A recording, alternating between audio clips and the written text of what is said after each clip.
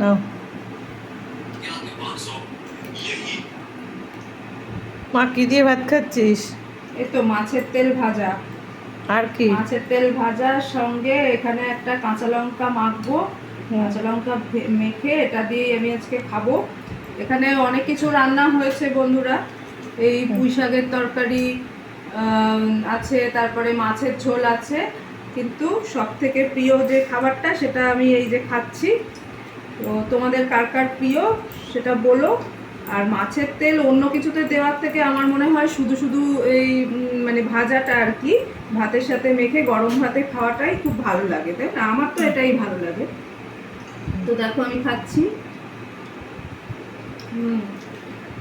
দারুণ লাগে, আমার এভাবে খেতেই খুব ভালো লাগে। তো এগুলো খাওয়া হবে, সবাই খাবে, আমিও একটু খাবো মাছ পরে। তো এটাই আজকে আমাদের দুপুরের খাবার। তোমরা সবাই খেয়ে নাও।